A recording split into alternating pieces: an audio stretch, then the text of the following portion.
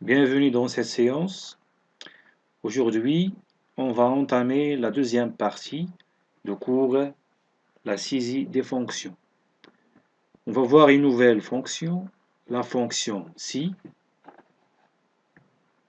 Mais avant de commencer, j'aimerais bien de rappeler les notions vues au cours des dernières séances. Donc, dans la première partie du cours, on a vu premièrement la définition d'une fonction. Une fonction est une formule prédéfinie qui effectue une opération particulière. Par exemple, elle peut additionner un nombre de valeurs, elle peut chercher une valeur, retourner une moyenne et ainsi de suite. Quelles sont les fonctions qu'on a vues jusqu'à présent? Alors, jusqu'à présent, on a vu 4 fonctions. Fonction max, fonction moyenne, fonction somme et fonction min. Alors, la fonction max affecte le maximum d'une série de nombres, c'est-à-dire elle retourne la plus grande valeur d'une plage de cellules. Pour la fonction moyenne, retourne la moyenne arithmétique des nombres contenus dans une plage de cellules. C'est-à-dire, la moyenne arithmétique, elle fait la somme et elle divise par le nombre d'occurrences.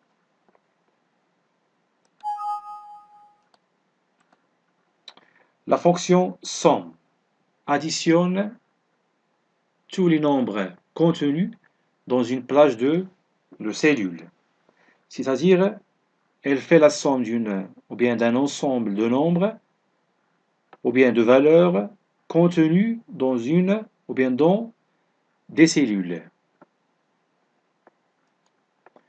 Et pour finalement, fonction min affecte le minimum d'une série de nombres. C'est-à-dire, elle retourne la plus petite valeur d'une plage de cellules. Passons maintenant à la syntaxe de ces fonctions. Donc, on a vu deux cas. Cas d'une plage de cellules et cas de cellules éloignées. Pour le cas d'une plage de cellules, je vous rappelle qu'on parle d'une plage de cellules. Ce sont les cellules adjacentes. Ce sont les cellules adjacentes. La syntaxe ici. On fait le nom de la fonction, la première référence, deux points, la dernière référence. Par exemple, si je considère le tableau suivant et je veux par exemple calculer la somme de ces trois nombres, les trois nombres. Là, je parle de la plage de cellules. Pourquoi? Parce que les cellules sont adjacentes. Donc, comment je fais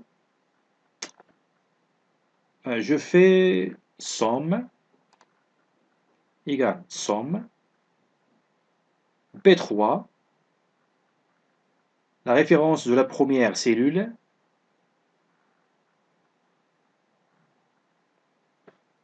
deux points, D3, c'est-à-dire la dernière référence. La même chose pour la fonction moyenne, de même pour la fonction max, et c'est identique pour la fonction min. Passons maintenant au deuxième cas de cellules éloignées, c'est-à-dire les cellules ne sont pas adjacentes. Par exemple, si je veux calculer la somme des cellules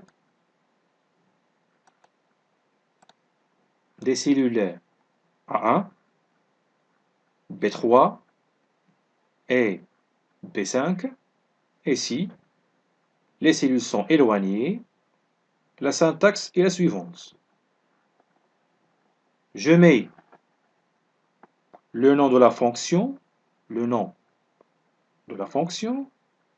j'ouvre la parenthèse, la première référence, point virgule, cette fois, et non pas de point, deuxième référence, point virgule, troisième référence, et ainsi de suite jusqu'à énième référence. Si j'applique cette syntaxe à notre exemple, je veux calculer la somme, je vais obtenir égal somme A1, point virgule P3, point virgule P5. Si je veux calculer la moyenne, je vais utiliser égal moyenne A1, P3, P5. Et ainsi de suite, la même chose pour la fonction max et la fonction min. Donc, qu'est-ce qu'il faut retenir? S'il y a une plage de cellules, on utilise les deux points. Si les cellules sont éloignées, on utilise le point virgule. Passons maintenant à la fonction d'aujourd'hui, la fonction si. La question qui se pose, à quoi va servir cette fonction?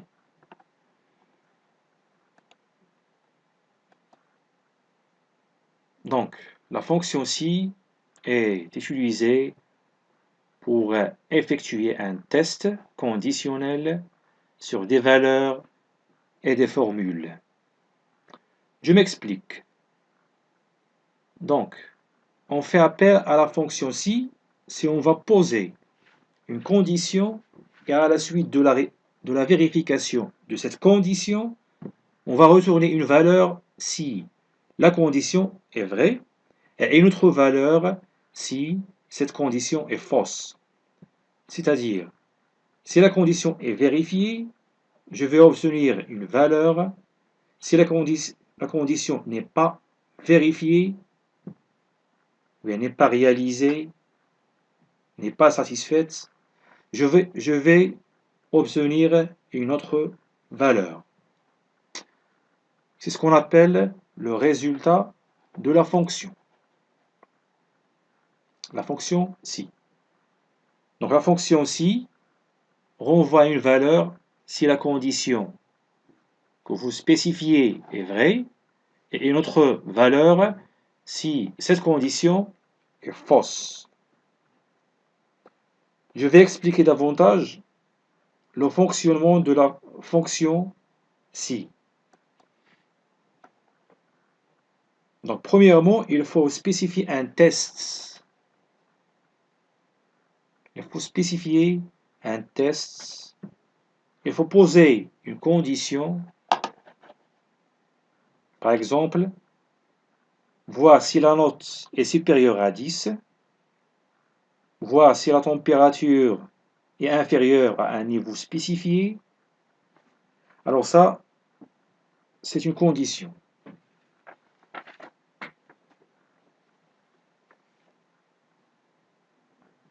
La deuxième chose, cette condition, elle va être vérifiée par le tableur. Il y a deux cas. Soit la condition est satisfaite, on parle ici d'une condition réalisée, soit il n'est pas satisfaite et on dit que la condition est fausse. Donc on va vérifier la condition à la suite de cette vérification. On va retourner une valeur si la condition est fausse et une autre valeur si la condition est vraie. La syntaxe de la fonction est la suivante. Égale si on pose le test logique, c'est-à-dire notre condition, test logique, la valeur qu'on souhaite retourner si la condition est réalisée, c'est ce qu'on appelle valeur si vrai. La valeur qu'on souhaite retourner si la condition n'est pas réalisée, c'est ce qu'on appelle valeur si faux. Alors exemple, si je veux par exemple vérifier une moyenne ou bien une note finale d'un élève pour voir s'il est admis ou pas. Donc je vais comparer sa note avec la moyenne qui est 10. Et si la note est supérieure à la moyenne, donc je vais dire que l'élève est admis. Si elle est inférieure, je vais dire qu'elle est non admise. Donc, si je suppose que la moyenne ou bien est dans la cellule G3, donc ma condition sera G3 supérieur ou égal à 10. La valeur si vraie, c'est admis. C'est-à-dire, si G3 est vraiment supérieur ou égal à 10, donc l'élève est admis. La valeur si faux, c'est-à-dire c'est la valeur contenue dans la cellule G3 est inférieure à 10, donc la valeur retournée sera non admis. Alors maintenant, je vous laisse avec cette démonstration pour mettre en pratique vos acquis en termes des fonctions et vous se familiariser avec l'utilisation de la fonction si. Donc, ce tableau présente les notes obtenues par un groupe d'élèves dans 3 devoirs. On veut pour chaque élève spécifier la somme des notes, la moyenne, la note finale maximale, c'est-à-dire la plus grande note obtenue par ce groupe d'élèves, la note finale maximale, c'est-à-dire la plus petite note, et le résultat. On va dire, si la moyenne ou bien la note finale est supérieure à 10, on va dire que l'élève est admis. Si sa note finale est inférieure à 10, on va dire qu'elle est non admise. Donc je vous laisse avec cette démonstration.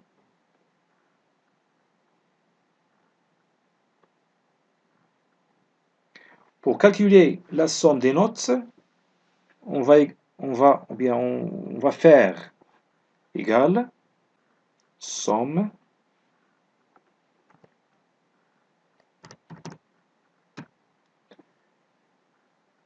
J'ouvre la parenthèse. La première référence qui est C3, C3,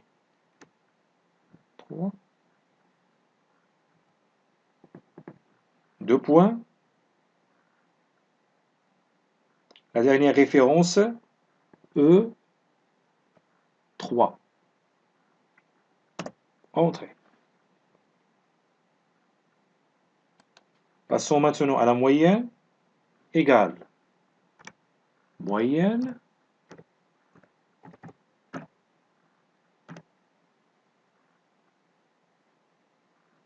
la première référence c'est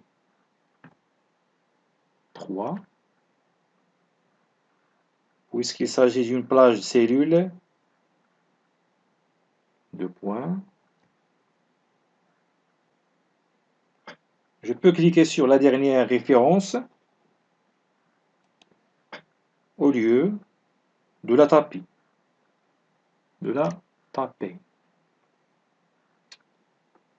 Entrée. Alors et maintenant, je fais une copie de la fonction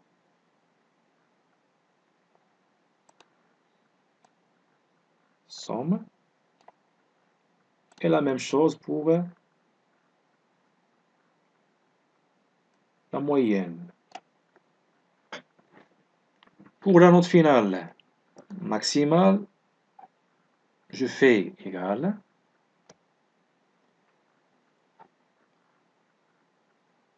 J'utilise bien sûr la fonction max.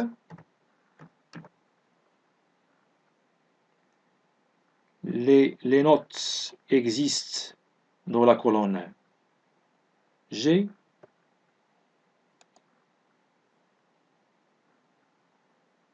Précisément.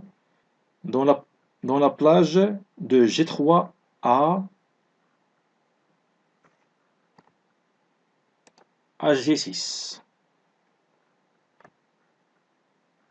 Donc je peux sélectionner toute la plage au lieu de taper les références.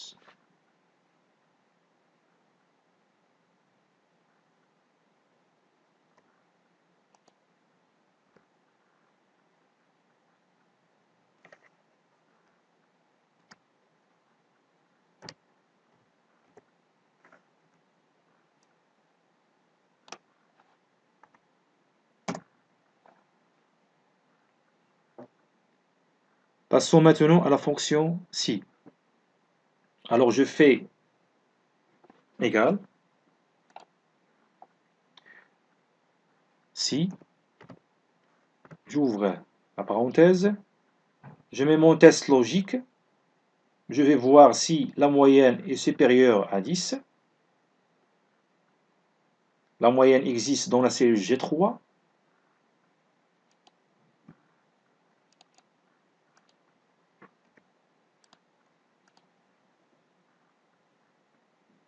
Donc je fais G3 supérieur ou égal à 10. Point virgule. Guillemets. Et je fais spécifier la valeur que je souhaite retourner si la condition est vraie. Moi, je veux retourner le mot admis.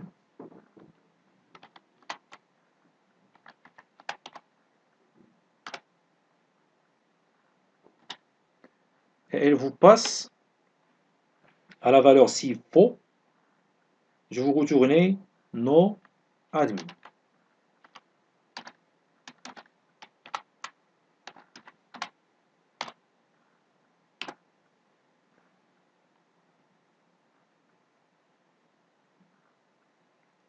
Je ferme la parenthèse. Je valide avec la touche Entrée. Donc, vous voyez, l'élève a eu 14,33. Donc, il est admis. Je fais ma copie. Et voilà.